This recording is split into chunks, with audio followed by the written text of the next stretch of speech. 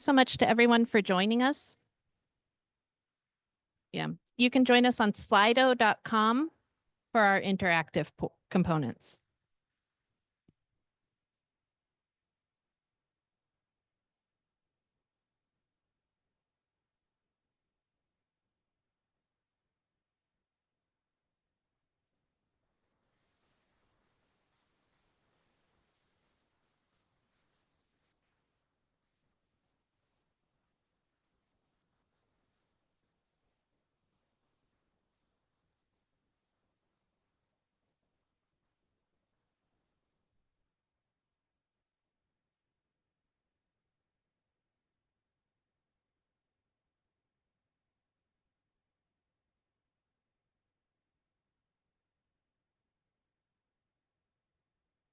Okay, welcome everyone.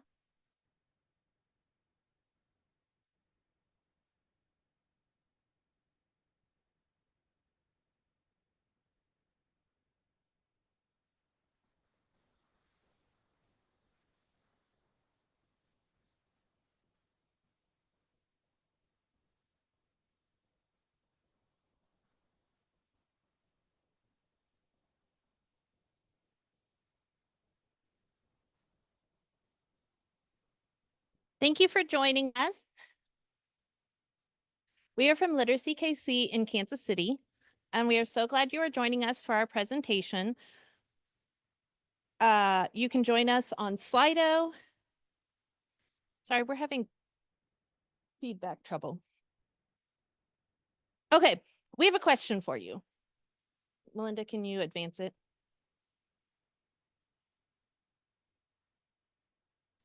There we go. So go to the green present button. I know. Okay, so how much of a problem is teacher attrition at your program?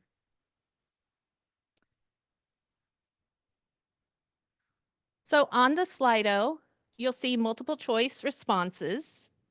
For instance, is your program Hotel California? No one ever leaves. Is your program just kind of a mild teacher attrition problem? Sometimes people just have to move on. Is it a moderate problem? You know, easy come, easy go. Or is it a major problem? Do you find yourself asking, where have all the teachers gone?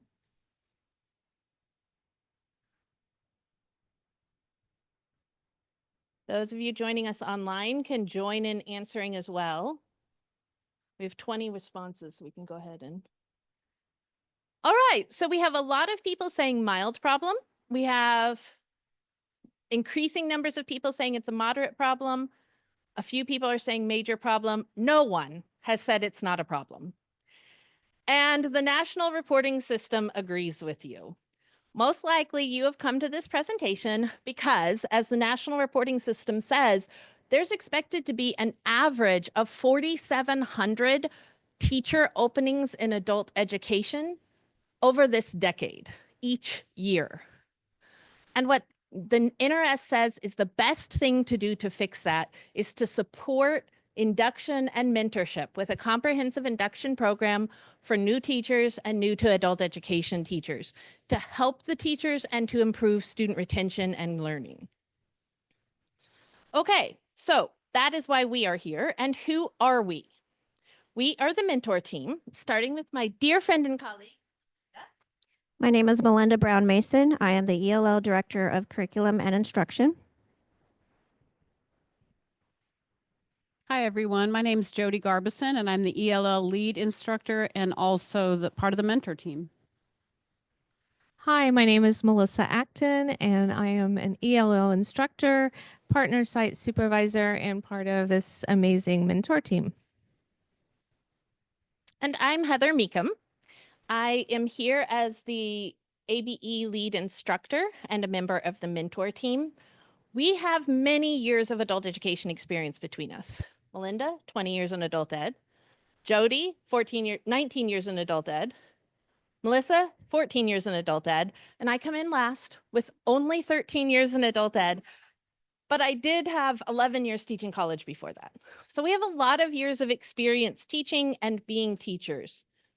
Our agenda for today is to do a brief overview of the program we created mentorship program at our program, and then go into the background of why our Literacy KC administration chose to develop an adult education mentorship program and how we as a team worked together to create this program.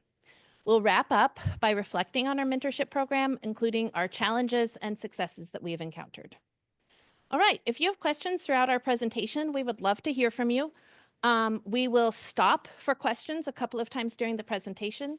So if you have a question while we're going, either write it in the chat, Melissa's going to be monitoring that, or ask anyone in the room can just write it down on your paper so that you remember it, but we'll get to them at specific points during the presentation. All right, all four of us have worked for a variety of adult education programs in 2 states. And we came together at this really unique organization, Literacy KC. Literacy KC is unique because we have the largest adult education WIOA grant in the state of Missouri, and we are also the only nonprofit to have an adult education grant in the state of Missouri. We serve over 1,300 students. We have over 70 staff members. We offer classes 6 days a week, morning, afternoon, and evening, in person and online at 13 locations. We also offer workforce classes. We have an entire digital literacy program with its own special set of grants. And because we're a nonprofit, the WIOA grant is one part of our funding. We also have funding from other grants, individual donors, and fundraisers. So just so you know, if you happen to be in Kansas City in the month of September, we do take over downtown Kansas City for a homemade miniature golf tournament. So you are welcome to join us for our major fundraiser of the year. All right, I have one more interactive slide for you. Go back to your Slido and share some words that represent mentorship or mentoring to you. So you can enter as many words as you want. Just enter a word, click submit, enter a word, click submit. And I'd like to see what you think of when you hear mentorship or mentoring. You can go ahead. Wow. Okay. So support is the #1 answer we've been getting. We also have guidance, experience, guiding inexperience, walking alongside someone in a process. I love that. Walking alongside someone, not leading them, not pulling them along, but walking alongside them. Knowledge transfer. I like guidance with a 3 at the end. Like, I almost feel like this presentation could be guidance with a 3, and we could have 3 components of mentoring or something. Encouraging. I like how teamwork and coaching are getting increasing numbers of responses, because coaching and teamwork is really the framework that we seek to aspire to in our mentorship program. We're really trying to provide coaching rather than leadership, working together as a team rather than being in charge or being a boss. So thank you for your responses. All right, now that we have shared who we are and activated your prior knowledge by pulling up what you already know about mentorship and mentoring, I'm going to turn the presentation over to my delightful colleague, Melissa, to share some specific reasons our organization decided to focus on creating a mentorship program. Thank you, Heather.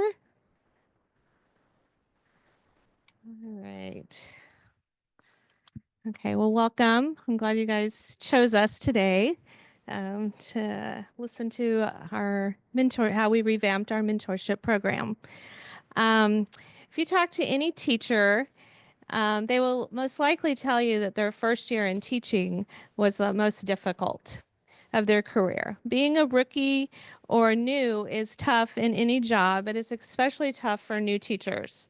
They're often left to navigate the challenges of the first year alone. In the summer of 2023, the administration at Literacy KC asked our team to revamp the mentorship experience at Literacy KC. During our first meeting, we shared our experiences with our own mentorship. We also talked about the current mentorship program that was at Literacy KC, and we talked about all of our goals for the future of the program. The areas that continued to come up when we were discussing was underserved teachers, leading to a high turnover rate, the lack of consistency between mentors when they were doing their mentoring with the mentees, and also having the feeling of being voluntold to do this and not asked or having a passion to do it. All right, next slide is about training and support. We quickly realized that the training and support for new teachers at Literacy KC was one of the reasons teachers were underserved. We have a combined 66 years in education, and we knew that all new teachers should be supported by veteran teachers, and that was something that we wanted to change. New teacher training in Missouri consists of 2 online workshops that's required by our state for them to get their initial certification. We wanted the PD at our program to be relevant to the new teachers and give them these opportunities throughout the year. After completing my first 2 years in the mentor program, I was immediately placed into a mentor role. I was not fully equipped to adequately attend to the needs of our instructors, and it gave me a feeling of inadequacy in my own job. Lastly, teachers were unclear of who to go to when they had questions, and it left them feeling unsupported and isolated. All right, retention. In 2022-2023, we had 15 teacher positions to fill in our program. And we knew to increase our retention, we knew that revamping and building a strong mentorship program would help us retain more teachers for the future. All right. Consistency and vision were necessary. I was unclear of the program expectations and objectives as a new mentor, and the pairings of mentors and mentees was haphazard. I was paired with a new teacher because we shared a classroom together. Other areas of concern were commitment to being a mentor and making sure all mentees receive the same information across the board. Who, me? Wait, what? If you've ever found yourself roped into a task or a social obligation against your will, you may have been voluntold. That is the message many of our mentors felt across our program. Again, we didn't want mentoring to be an obligation for veteran teachers. Being voluntold also brought about feelings of being overextended. The old adage that you can't pour from an empty cup was not something we wanted our teachers to fill. Mentors and mentees needed compensated and supported for their time, as well as they needed collaboration time to meet to say what's working and what's not working. Now that we know why these changes are needed to help the underserved teachers, to bring consistency, and to change the voluntold mentality, we dove headfirst into how we would make this happen at Literacy KC. So we're going to stop for a few minutes and see if anyone has any questions about what Heather presented and about the why we started the program. If anybody in the chat has questions or anybody has a question right now about that. Yes.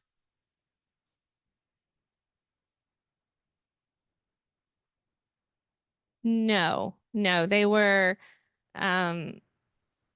combination probably. Is that right, Melinda, would you say? Probably more part-time though, maybe positions. We don't have a lot of full-time teacher. Majority of our positions are more part-time as teachers. Yeah. But some teachers have more than one job, like they do other things along with their job. So, but yeah, good question. Yes.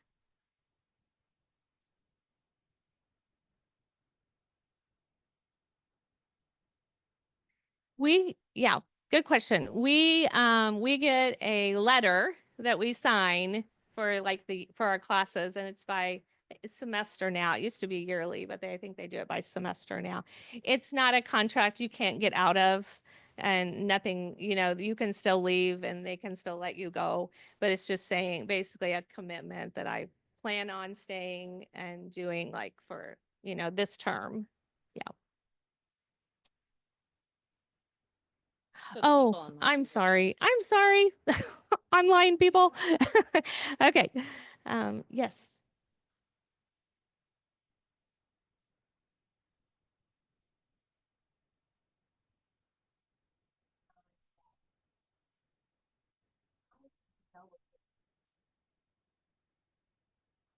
Okay. The question was, how did we come up with the characteristics? Did we decide that, or did we take a poll with teachers?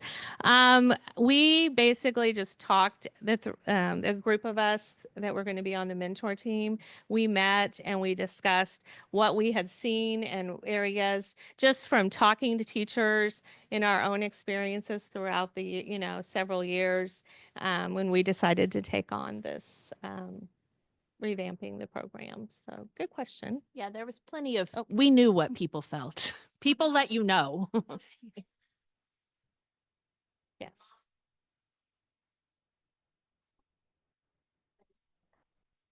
Yeah. Yeah. Yeah. Yeah. It was kind of just from our experiences and from what we've heard from teachers ourselves. And yeah. Yes.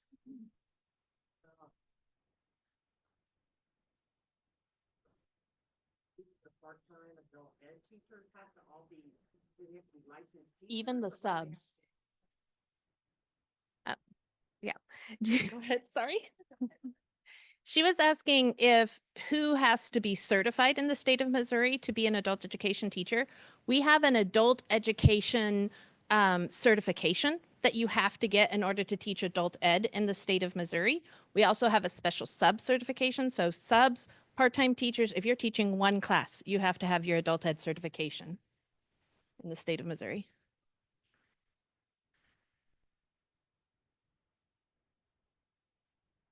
Let's save that for the end. And if we have time at the end, we will definitely go over what the certification process looks like in Missouri. Yeah. Jody? Good questions. Thank you. It's Jody's. So, here to discuss how we implemented these items is my amazing teammate, Jody.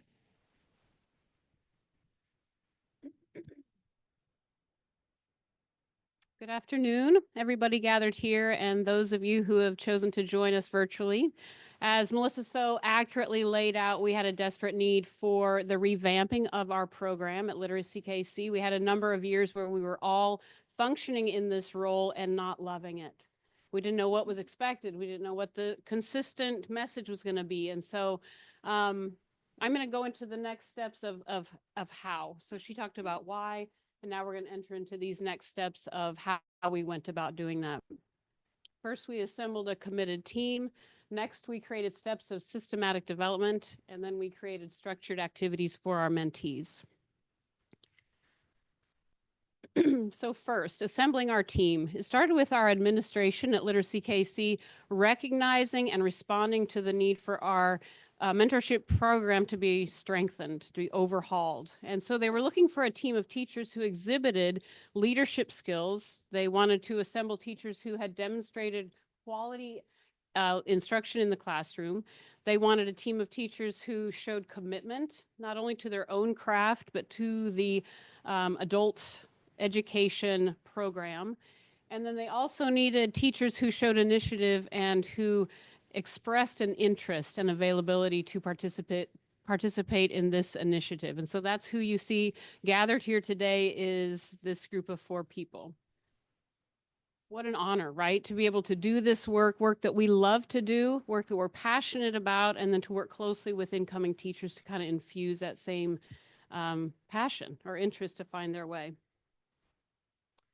What I loved most about this new initiative was that we were I mean, not most, but it was a plus certainly to be compensated for our work, right? To have done this for many years in the past and to not be compensated for our time, our energy, our effort, and now, after all these years, our expertise. So we felt really honored to be part of this team. And so the shift was compensation, but the shift was also that we had administration's support. That meant that at the time, Wendy Klein, she was the director of instruction and thank you.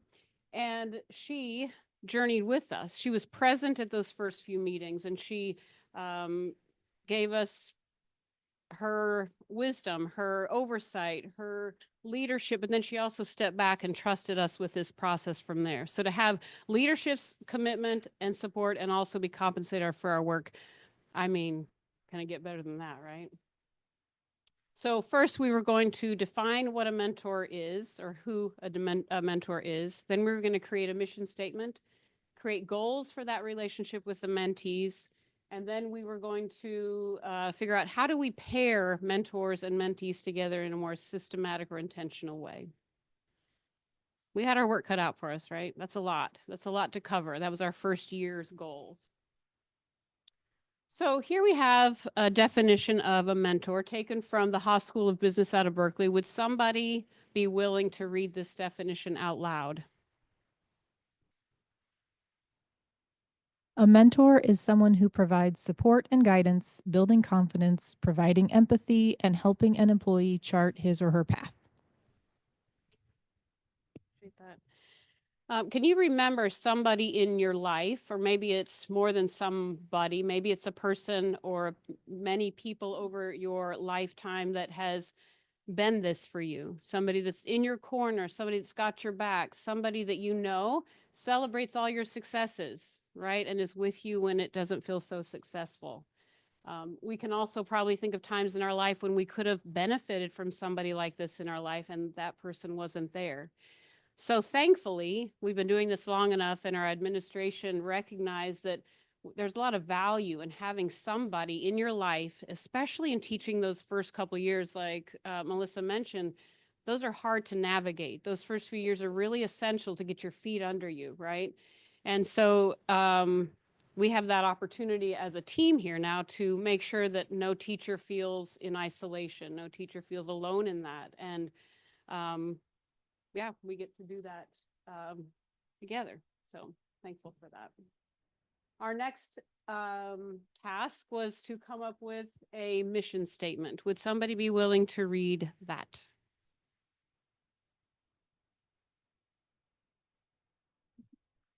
Mission statement: provide new instructors with a systematic, structured mentoring process. Seems pretty simply put, right? One of our COAB collaborators said, wow, that's like a t-shirt mission statement. It's simply stated, it fits on the shirt front or back. And yet the implementation, the execution of this is really challenging. And so this is our framework. This is our grounding. We come back to this from time to time as just kind of our guide rails. And it's a really helpful reference for us as we move forward. Our next step after our definition and our mission statement was to establish our goals. This is directly how do we relate with our mentee? So our first goal was to establish that we are the first point of contact. If you remember back to that first month, maybe year on any job, inevitably there are questions that arise, like, who do I go to for this? Who can answer that question? Who can address this concern? And so we wanted to make sure that we were establishing that channel of communication where the mentee knew we were there for them with all of those questions. The second goal was to help our mentees establish their goals for the year. And part of that is learning and understanding what strengths, what experience they bring to the classroom, and then also finding out where is their learning edge and what supports, what resources do we need in place for you to be successful in the classroom? Is it a PD? Is it visiting another teacher's classroom and reflecting back on those best practices? Is it new resources, different resources? And that was our job to kind of help them chart that first year of goals. Our next goal was to establish a non-evaluative coaching relationship. This was really key.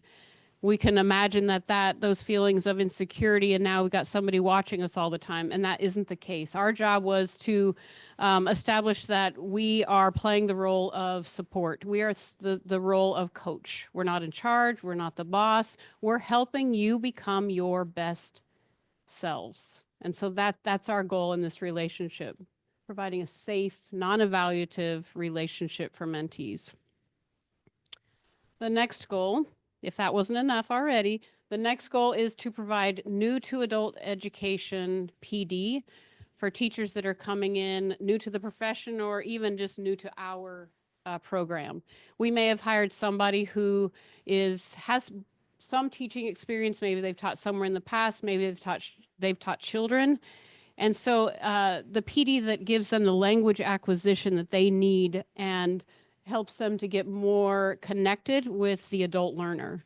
This PD also gives them the chance to build their own toolkit. If you've been teaching for any amount of time, you've got your tried and true tricks, right? You go to them year after year. And so being able to start developing and creating their own toolkit gives them a little more solid foundation.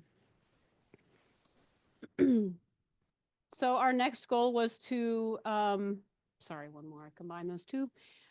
Is to create a community of collaboration. We know that we are our best when we're drawing off the best practices of other teachers, right? We're not our self-made people. We are a combination of the things that we learn from each other. And so to establish that kind of culture, foster that environment where we are drawing off the best practices of things that we see other teachers do and do well. That benefits not just the students, right? That benefits the teacher. And that kind of in turn then creates job satisfaction, a feeling of success in the classroom, and kind of fights what Heather was talking about, where we have to fill spots all the time. So, and then lastly, helping our teachers reach that target 62% required MSG, which is a measurable skills gains, giving them the tools they need to accomplish that, not just in their classroom, but for our program. And knowing that adult learners, students in our class, they face many things that contribute to the success of their education, right? And a lot of those are outside of our control as teachers. They're adults. But the one thing that we can really commit to is maintaining instruction that is relevant, engaging, and material that is really driven by the needs and the goals of our students. So that's what we set out to do that first year. Those are the goals with our relationship with our mentees. Next, we wanted to address how is it that we can put a little bit more intention to the pairing, mentor and mentee. How can we pair people knowing that this is the team that we're working with, and wanted to put some intention to it with these factors that you see here. So wanted to consider what program, what level would this teacher be entering? Is it ABE? Is it ELL? And which among us is going to give that teacher the most consistent support in that program, in that level? That was especially true, we found, in those lower ELL level classes. We also wanted to consider the location and modality. As Heather mentioned, we've got so many class offerings. We've got morning, noon, and evening. We've got satellite locations and also online. And so wanting to think about, okay, who among us is going to be the most consistent, even in the scheduling? So trying to figure that out as well. And the way that you overlap with teachers, because you share that time slot, is more organic, it's more authentic, and you get to see each other more often than not. We've experienced that as mentors in the past. And then lastly, we wanted to consider a balanced mentor lead. Melissa mentioned it's hard to pour from an empty cup. We've experienced that, and so we wanted to kind of counter that feeling with just some intentionality that made sure that we had something that felt a little more balanced. And part of that was considering what experience does the mentee bring to this job, and then knowing that that might impact how much we invest into the care and support of that teacher.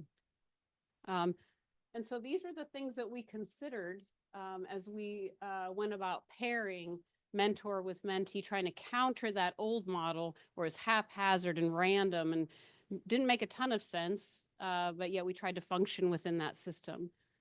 So now that you've kind of seen those first few steps, into this program that we were trying to create, Melinda's going to share with you the informational slideshows that we created to share with our mentees, and then also our observation process after that. Thank you, Jody. I think we may, I'm going to see if we can troubleshoot. I think we're having trouble seeing the chat.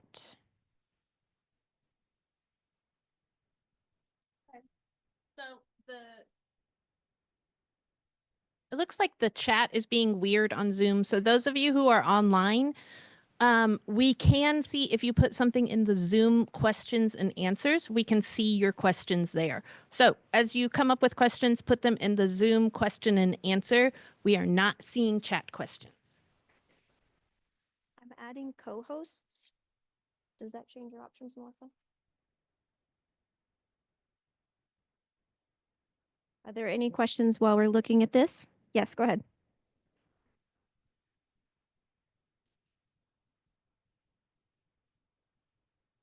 Mm-hmm. Would you say we had, that's total. Mentees, we have 15. Last year. This year it's a lot fewer. So when this piloted, she asked how many mentees did we have? And there are 4 of us, and among the 4 of us, we divided 15 new teachers, or teachers that were 2 years or less. And some of those reached past their second year. So this past year, we haven't had quite as 15, but that's what we started with. Another question? Yes, it's the 4 of us.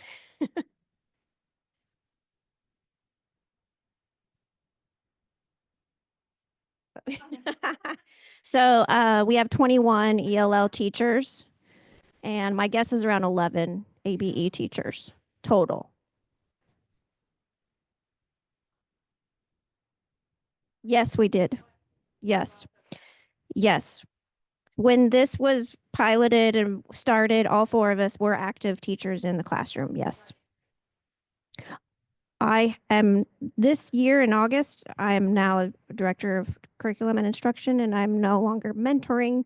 I am in an evaluative role. So we wanted to separate coaching and evaluative, as I'm going to speak to.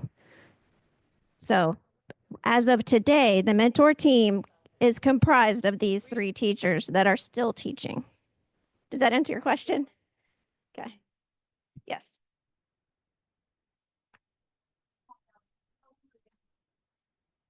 Two years. That's a requirement for Missouri. The mentees are required to be in the mentorship program for 2 years. Okay. Yes, the mentorship is a state requirement. One last question, yeah. No, our program does not have instructional coaches. We tried to build that into this new system.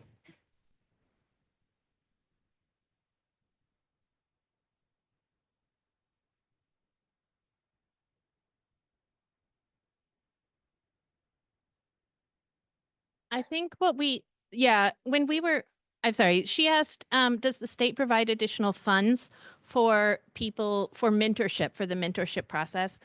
When Melinda and I were at a different program together and we were there was a stipend for mentoring. So it was a very disorganized mentorship process. It was just kind of, you fill out this form. But there was a small stipend for being a mentor. At Literacy KC, they chose to adjust the administrative structure so that they were able to emphasize mentoring over being the boss. So that's how Literacy KC. We have a question online. What if we're all new to ABE? What if none of us have done ABE before?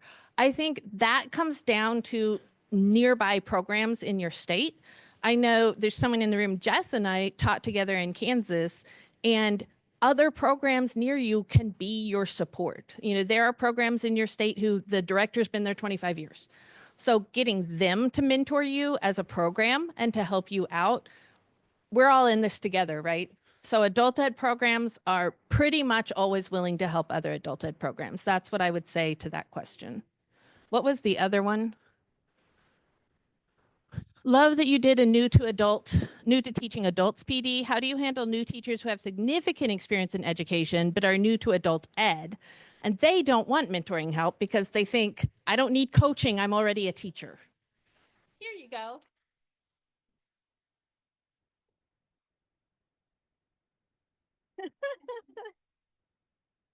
Well, it's nice to go back to it's a state requirement, it's not our requirement. And yes. And we try to, I mean, this coaching is happening one-on-one. So we can meet the teachers where they're at. We do have group PD sessions, but we have had regular check-ins and do one-on-one work so we can definitely meet them where they're at. I have a mentee right now who is retired from K-12 teaching. Like she knows teaching. So we really focus on how do you adapt that to the adult classroom? Like what is andragogy? How do you change your existing practices to be appropriate for the adult classroom? Okay, last one and we can move on. Yes. Yeah.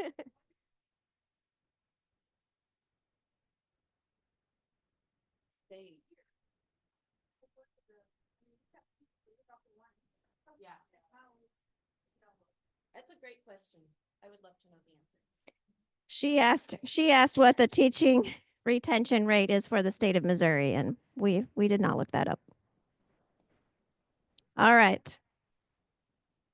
Well, before this program was initiated, we had 15 positions to fill, and Heather's going to share in our wrap up how that number changed. Okay. Yes.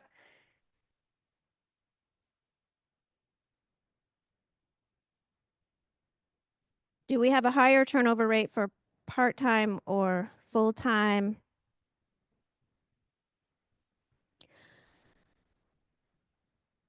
Yeah, we are heavily part-time. I would say evening positions come open more frequently than daytime positions, for sure.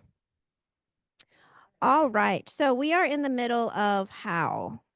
All right, so Jody presented about how we began to set up our program with our goals and mission statement. And I forgot the last one. So I'm going to continue that. The last piece in developing a systematic, structured mentoring process was the creation of informational slideshows. We created these to ensure that all mentees received the same information, nothing was accidentally omitted, and that the same expectations were communicated to everyone. When I say shared slideshows, they were Google Slides where all of us had access to them and we could share the PDF with the teachers later. And that way we were all working from the same document to share information. The first slideshow contained program-specific information. We included a few activities to choose from for getting to know each other. We communicated the goals that Jody just presented and provided them with an org chart to help them begin to understand who does what. We walked them through the steps of becoming certified through our Missouri DESE program and the professional development requirements to maintain that certification. We also included information of where and how to access pre-approved PD sessions. And although every new employee is given a handbook upon their hiring and their onboarding process, we included a link to the table of contents here to remind them of the information that can be found there and to answer any questions that they might have. And finally, we set up the structure, as Jody mentioned, so that we would be the first point of contact. But we also wanted to provide them with names and contacts of people that could help them with common disruptions in the classroom. So we'll show you an example of that. So here's an example of beginning the certification process with Missouri, and these links are active for our teachers. They must have a bachelor's degree in any area. And then they attend these 2 online PD sessions. They're around 3.5 to 5 hours each. And then there are some mentoring assignments to happen after that. And then they receive their initial certification. The next slide is some common disruptions. So they know where they can go to for supplies and not have to go to the mentor for everything. All right. The second slideshow contains information for grant compliance in our instruction and record keeping. We have a lesson plan template for all teachers to use with required elements. We explain the procedures for sign-in sheets and recording attendance, assisting the students in creating goals, and updating students' progress toward their goals. We also explain the enrollment process and pre-testing and how we use the combination of their goals, exam diagnostics, and our curriculum to guide our lesson planning. We are fortunate at our program that teachers are not directly involved in the enrollment process. I've been with small programs where teachers did everything. And this is a larger program. This is the largest in Missouri. And so we have a separate testing team. So that's why we have an explanation of the enrollment process and what the students have experienced before they walk into their classroom. All right, and finally, we provide an overview of our curriculum and instructional materials that we have available. We have a couple examples. After explaining instructions for the correct procedures in sign-in sheets, we also follow up with addressing things that students try but are not allowed with sign-in sheets. So that's what this slide addresses. They can only sign for themselves, not their friends or family members. And they can't sign out when they walk in to skip the line after class. And here's some samples of some of our curriculum that we use, our resources that we use, and a link to our curriculum. All right, our final slideshow helps our mentees in establishing classroom best practices, how to build a welcoming environment, sense of community, how best to communicate with our students for inclement weather days, notifications, and absences, and how we can best utilize volunteers if we're lucky enough to be assigned one. Here's a slide for some ideas on welcoming environment, building a welcoming environment. And then we have some time management tips for teachers with large numbers of students for staying in contact with their students. This is kind of a method that you can couple that with attendance, and it might reduce your time in completing attendance and contacting those who are absent. Okay. Once we established our mentoring structure, we were then ready to implement. Before a new teacher stepped foot in the classroom as an instructor, we covered the information from these slideshows, and we scheduled the mentee to observe. It could be their mentor, it could be other classes that are similar in nature to the class they would soon be teaching. After the instructor began to teach, the mentor keeps in regular contact with them, and after a few weeks to get settled in, schedules an informal observation. Our Missouri Department of Elementary and Secondary Education provides programs with observation forms, but we wanted to create a new observation form that lent itself better to coaching rather than evaluating. So we researched and developed a mentor observation form that starts with 5 questions for the mentee to complete before the observation day. These pre-observation questions help the mentor to get a feel for the context and demographics of the class and expected outcomes. Keep going. All right, so we asked them to describe the nature of their class. What have you been currently teaching? What are your objectives for the observation day? And is there anything specific you'd like for us to look for? All right, and then during the observation, the mentor uses our new checklist form to see instructor and student behaviors and practices. Does the teacher connect the lesson to prior knowledge? Does the teacher explicitly teach language patterns? And keep going. Is class time effectively used? Is there appropriate teacher talk and student talk? We will provide a PDF of our slides and this checklist on Whova after our session. It's kind of a checklist of best practices. It's not comprehensive that we should see everything in one class period, but it also helps the teachers to see what best practices we believe should be present at some point in the class. All right, then at a later date, we met with the instructor to model classroom reflection and problem solving. Even as a seasoned teacher, I take time to note what worked that day, what didn't work that day, how to better scaffold a task, how a student weakness needed to be addressed in the next class. I'm a problem solver by nature. And as a mentor, I discovered it's my tendency to just spout out solutions. But in this context, instead of offering solutions, we tried to ask leading questions for them to come to their own conclusions and possible solutions. This is easier in principle than in practice, especially for someone with my personality. At the beginning of the year, I observed a teacher who had the students listen to a conversation and then moved on without taking much time to do activities with the listening exercise. When we met later, I immediately explained my go-to activities for listening exercises that allowed the students to be more active listeners and then to use that, recycle that listening dialogue to use for speaking practice. I did not take the time to ask her how she might come up with ideas, how to make the lesson more interactive. But thankfully, I did some reflection to learn on my own processes as well. And later in the year, I observed a different teacher who was having trouble having students work together. He was very introverted by nature, and he felt nervous talking in pairs, and he felt awkward putting his students in pairs. When I was observing him, he had just taught a lesson on WH questions for daily routines, and he was going to change the topic after break.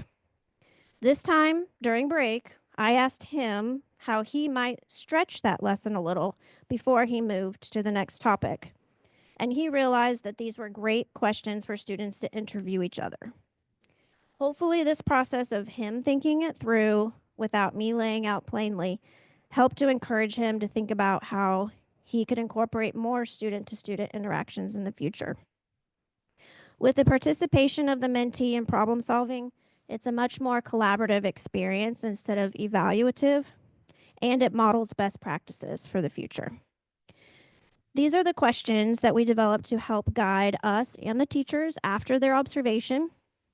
We asked them to complete these before we met with them. How do you think it went? How does this compare with your expectations? Was this typical? That was one of my favorite questions to ask. Did you alter something because I was watching, or was this usually what happens? Did they act differently? And this final question, what are your next steps, was very helpful in helping us identify areas for setting individualized goals that the mentee could work toward. All right, we have a pause here for questions. Yes.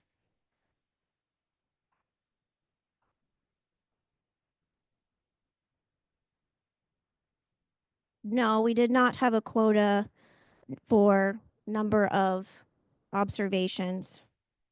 We discussed among ourselves how much we thought would be appropriate, but we did not have a set requirement.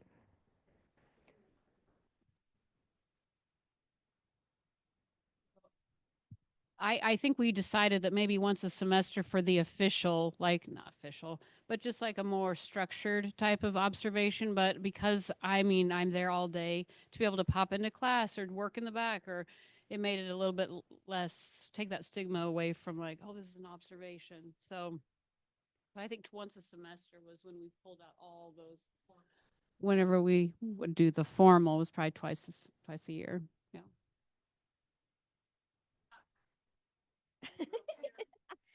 Question here.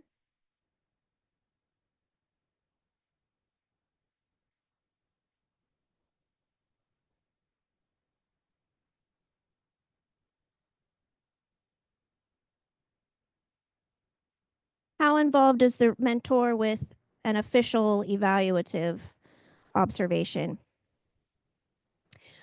The mentors do share information to the evaluator of these are things we've been working on and they've done great at improving. These are things that you might still look for to see if it's still occurring that needs to be corrected.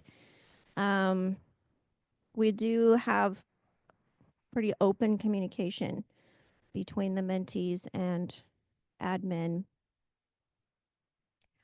But we wanted to we were really intentional to make a separation of this is coaching and mentoring and this is evaluating, and we're here to help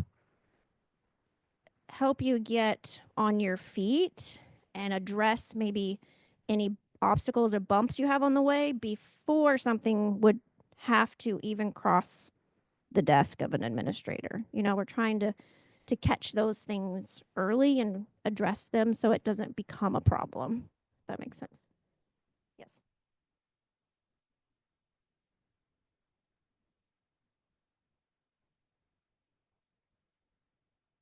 What do you mean by file?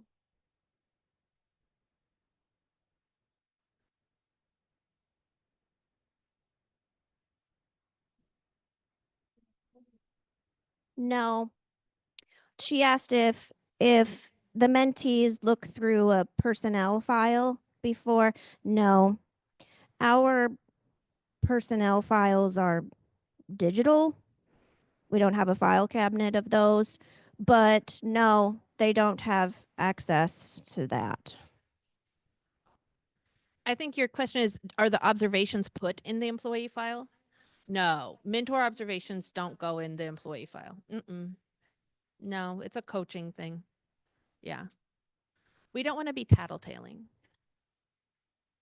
Yes.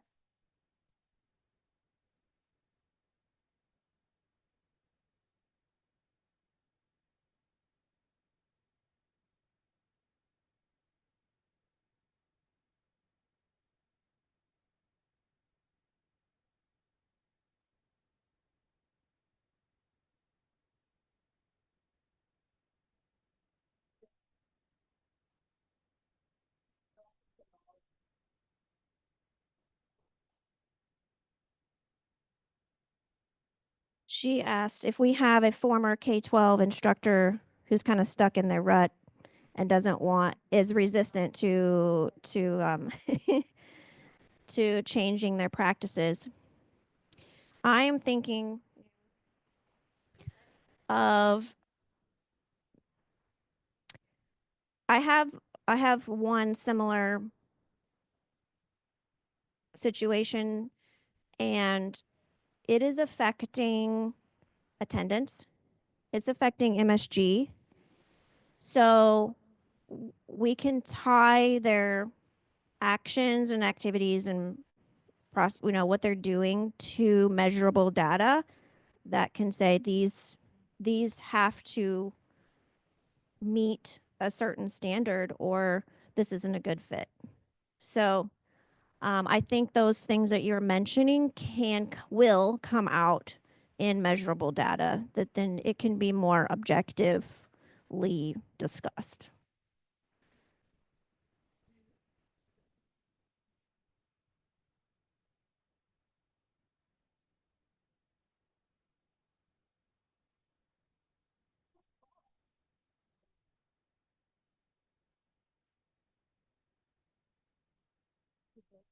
Okay, so the question was, if I have a conversation, if I'm having ongoing challenges with a mentee, for instance, that they are stuck in kind of using not adult appropriate materials and instructional practices, does it ever escalate? And we have mentor meetings that the directors of curriculum and instruction, so one for ABE and one for ELL, attend, and we will discuss it as not as a, well, this person's a problem, but as a, how do I support this program person?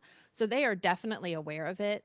And like Melinda said, she's going to observe it when she sees them in an evaluative observation. She's going to see it in their data. So we're in contact with each other. We know what's going on, but no, we don't make a specific report. There isn't like, I send an email that says this person will not listen to me. It's more of a, we have a meeting, we discuss how do we deal with this. I had this same situation last year, and I think I was really honest with this teacher to just say, hey, my role is to put that second set of eyes on what's going on in the classroom, a second set of eyes on that lesson plan. And if it doesn't change within this context, then it's just going to go higher. I mean, that's an honest reality that this is the safest, best place for you to tweak and change. And the most dangerous place you can be is a position of, I don't have anything to learn and I don't have anywhere to grow. So to kind of come back to that, this is that informal, setting for you to make those changes. And that after that, it's on you and it's out of my hands. So to kind of put that in perspective, I think helps, to be honest with that teacher, to say, this is not working, whatever. And it does, at some point, it sometimes does become the conversation of, is adult education a great place for you to be teaching? Is this the best fit for you? Because we all know adult education takes a special mindset. Okay. Yeah. Can we hold them for the end? Because I have bragging to do. All right. So I'm happy to be back. I'm sharing our reflections on the process of mentorship and the mentoring program that we've undergone over the last 2 years, beginning with our observations about observing. So what have we learned about observations? First, we learned really quickly that we need to go into a mentor observation with the full picture. Is that teacher submitting their lesson plans? Is their paperwork up to date? I'm a data person, and sometimes they haven't reported attendance for 2 weeks. So the mentor being aware of those things, is the teacher meeting their MSG? Are they super far away from their MSG? What challenges is that teacher facing? If I go into the observation knowing what challenges they're facing, I'm going to be better equipped to give them feedback on their processes. We also learned that it's really beneficial to transcribe portions of the class. Melinda actually saw this at COAB last year, actually in an observation to type up word for word what you're seeing and hearing. And we have found it super helpful because it provides an objective example of what the teacher said, what the student said. It's not just what I feel, it's what I've seen. It's also important that we note the timing of class. We all know that, especially when you're a new teacher, you can get bogged down in a discussion, or like Melinda was saying, you can skate past a really nice teachable moment and miss it. So noting the timing of the class, talking about timing and class routines was also beneficial. The hardest one for me was mentees completing the reflection before they see the observation form. So I had a mentee last year who, she was still teaching and she was, Heather, what did you think of my class? Heather, how am I doing? Heather, what do you think? And that's because in her mind, it was evaluative. It wasn't a coaching relationship. So it's really important, and I had to learn to do this. It's really important to say, we're going to talk about it later. We're definitely going to go into this, but for right now, I'm going to have you complete the post-observation, and then we're going to have a post-observation meeting to talk about everything at a later date. We're not going to talk about it when you're fresh out of a class that ends at 9 o'clock at night. We're going to have a separate meeting scheduled to discuss this. And that was one of the things, like if you take one thing away from here, it's if you do an observation, be prepared for the observation and let it be coaching. Which brings us to the challenges we have encountered. Okay, so first of all, we knew that we were going to want to create new observation forms. The DESE is our state Department of Adult Education. We knew that their form was not what we wanted to use. We wanted to create our new observation forms.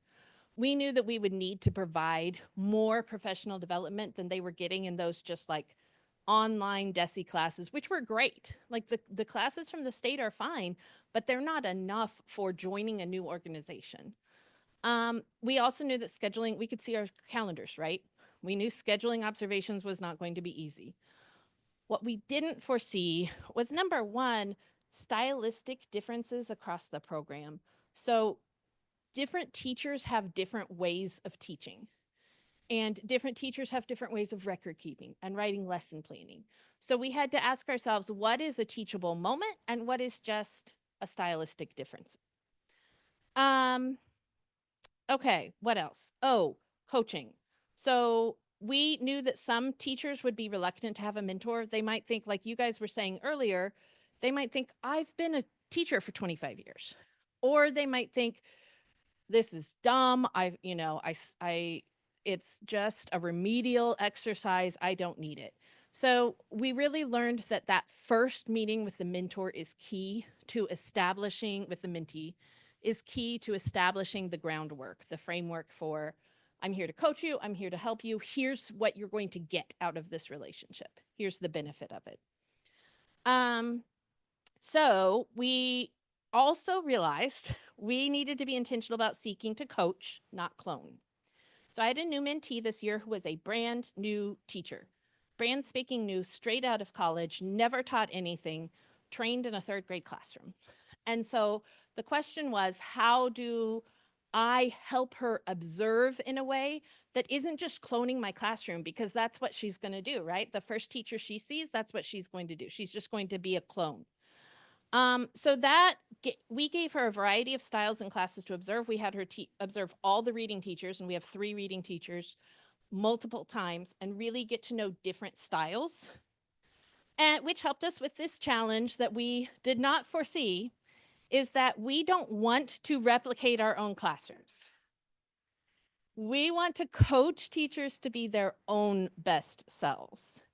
We don't want to be too good at mentoring. Okay, so we're happy to report that we have a number of successes. As we've already said, in fiscal year 23, before this program started with the old mentoring voluntold program, we had 15 teachers positions to fill. This year, going to fiscal year 25, we hired 3 teachers, which in a program with 40 teachers is pretty good. The satellite locations, largely thanks to Melissa's work as this partner site supervisor. She does a wonderful job, but also to mentoring. They feel connected. They feel like they're part of Literacy KC. We also feel like we've created a clear set of expectations for instructors. And one of the most important things is, students' schedules change. They have to change classes. And with a clear set of expectations, their experience doesn't change significantly from one class to another. We have also been able to intervene immediately when redirection was needed. And we've really worked on developing that climate of collaboration. As we've observed instructors, Jody might come back and say, I saw this really great activity. And so we put it in our bi-weekly instructor update slideshow. Melissa might get some great resources from a teacher, so we share it with other teachers. So we've really put together a resource collection. And I know Melinda found some gaps in post-test preparation when she was a mentor. So she created the materials that they needed for the post-test preparation. So these are the successes from our standpoint, but what do our mentees say? So we surveyed mentees at the end of last fiscal year, and we had some really positive statements. One of the mentees said, having a mentor during these first 2 years of teaching has been probably the biggest factor in now feeling relatively confident as an ESL teacher. I know it's ELL. She was new. And the other one is, my mentor was always willing to answer my questions. It was great to see that my mentor truly understands how to teach English to our adult students. I could really trust her advice. So 11 of our 15 mentees last year completed the survey we sent out, and they consistently said, we feel like the mentorship program increased our knowledge of adult education and teaching. But the percent up here that impresses me is that 90% of the people who had their classroom observed by another teacher several times rated being observed a 4 or a 5 on a scale of 1 to 5, with 5 being the highest. So they didn't hate being observed. And 80% said that after being observed, they changed something in their classroom. We feel proud of that. So where are we going from here? We want to intentionally plan time to check paperwork. It's no one's preferred task. So we need to plan time to check paperwork on a weekly basis. We're at COABE in part because we want PD for ourselves as mentors. how to be a stronger mentor, especially active listening, which is my problem, and giving constructive feedback, as well as you guys were talking about, how do I deal with teachers who don't want to be mentored? How do I deal with teachers who don't respond? And finally, we have started expanding that coaching and collaborative process to all teachers in a program by creating professional learning communities. So groups of 3 to 6 teachers who get together once a month to share best practices, share ideas, bounce ideas off each other, ask questions of each other. How do I deal with this? So that even veteran teachers are getting supported in our program. So thank you all so much for being here. Those of you who are online, that question and answer part, you can put questions in. We have 5 minutes. So anyone else in person? Yes.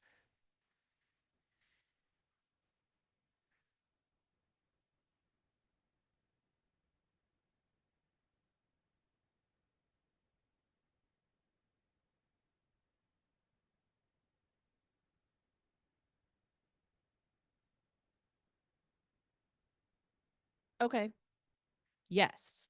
The answer to the second one is yes. Okay, so her first question was, when we're hiring new teachers, do we have a set of benchmarks that we provide with them? Do you mean that like in the process of hiring, we give them benchmarks, or in their first 2 years, there are benchmarks?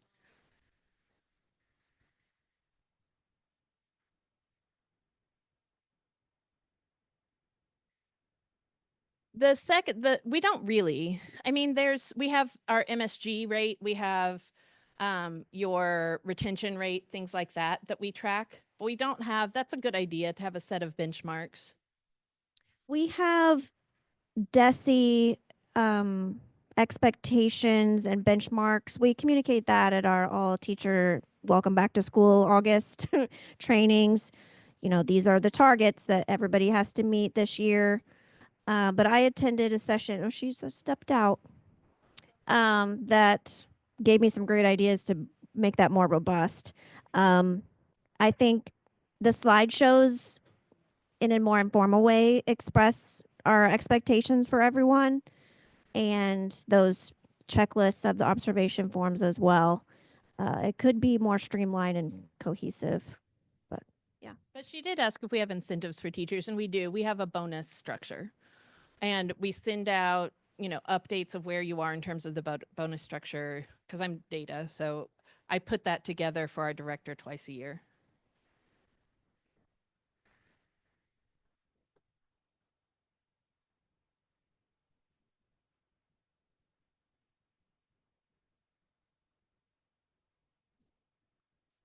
Yeah, because we have the other sources of funding. I'm sorry. Her question was, do we augment the DESI, which is our state program funding structure, their structure for how to pay teachers? And we just have a variety of sources of income. We are not the money people, so we can't really answer that in depth, but you can talk to Kim.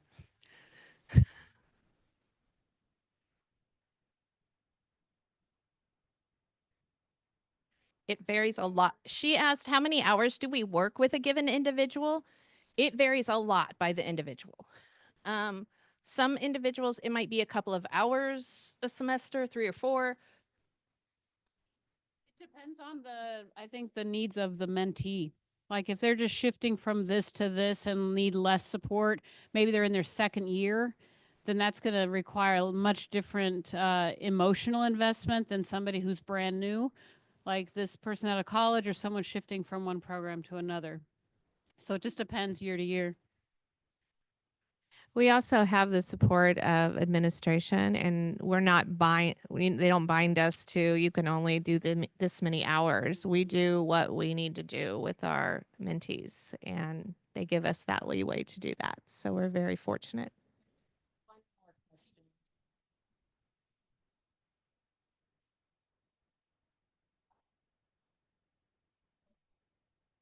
Yeah, she asked if we have the mentees go through the slideshow by themselves. Absolutely not.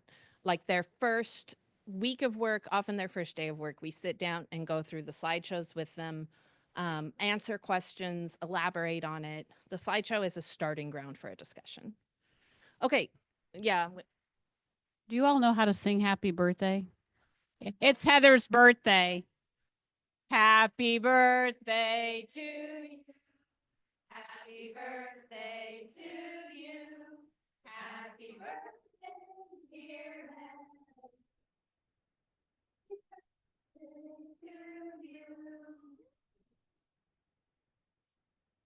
Thank you for joining our session.